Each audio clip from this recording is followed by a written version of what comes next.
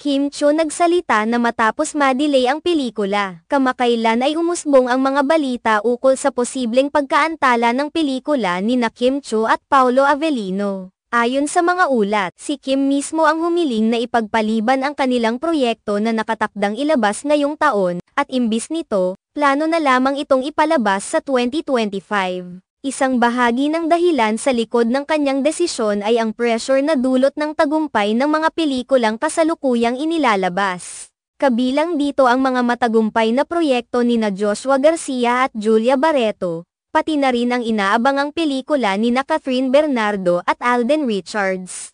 Ang mga tagumpay ng mga pelikulang ito ay tila nagbigay ng labis na paghahambing at inaasahan sa proyekto nina Kim at Paolo. Gayunpaman, maraming mga tagahanga ng Kim Pao ang naniniwala na ang pag-usad ng kanilang pelikula ay isang hakbang para mapaghandaan ito ng mas mabuti. Para sa kanila, ang muling pagbalik sa eksena nina Alden at Catherine ay nagbigay diin sa pangangailangan na gawing mas maayos ang produksyon ng pelikula nina Kim at Paolo. Naniniwala sila na ang pagkakaroon ng sapat na oras ay makatutulong upang mas mapaganda ang kwento at ang kabuoang presentasyon ng pelikula. Sa isang pahayag, ipinahayag ni Kim Cho ang kanyang saloobin patungkol sa sitwasyong ito. Sa kabila ng mga chismis at pressure mula sa tagumpay ng ibang mga artista, nananatili siyang positibo at determinado. Ipinahayag niya ang kanyang pananampalataya na ang desisyong ito ay makapagbibigay ng mas magandang oportunidad para sa kanilang proyekto sa hinaharap.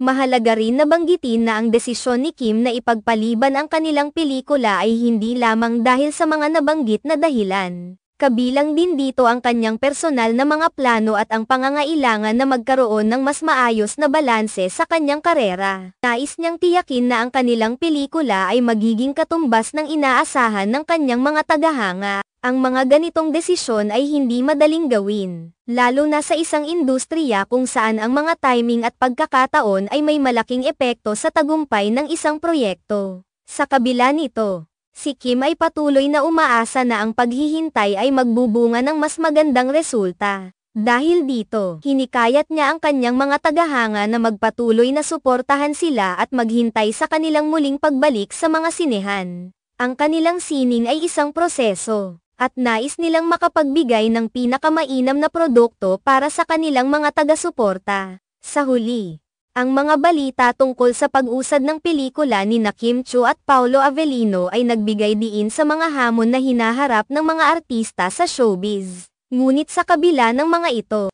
ang positibong pananaw ni Kim ay nagpapakita na ang mga artista ay patuloy na nagsusumikap para makapaghatid ng dekalidad na mga pelikula na tiyak na kapupulutan ng aral at entertainment ng masa. Umaasa ang lahat na ang kanilang pelikula ay hindi lamang magiging matagumpay kundi makakapagbigay rin ng inspirasyon sa mga tao, anuman ang takbo ng mga pangyayari. Ang kanilang pagsusumikap at dedikasyon ay tiyak na makikita sa kanilang mga proyekto, kaya't maghihintay ang kanilang mga taga-suporta sa hinaharap.